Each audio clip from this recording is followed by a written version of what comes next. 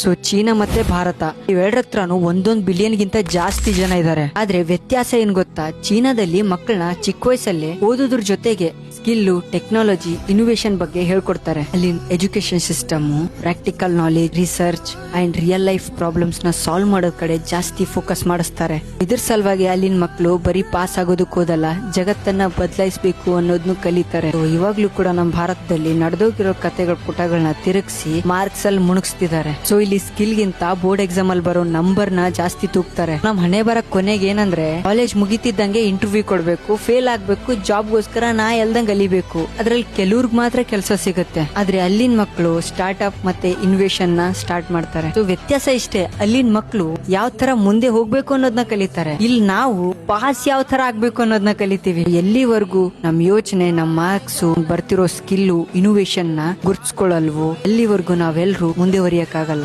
ಕೆಲವರು ಮಾತ್ರ ಮುಂದೆವರಿತಾರೆ. ಸೊ ನೀವೇ ಯೋಚನೆ ಮಾಡಿ ಹೇಳಿ, ಮುಂದೆ ಬರೋ ಜನರೇಷನ್ ಜಾಸ್ತಿ ಮಾರ್ಕ್ಸ್ ತಗೊಂಡ್ರೆ ಸಾಕಾ ಅಥವಾ ಏನಾದ್ರೂ ಹೊಸದಾಗಿ ಕಲಿಬೇಕಾ?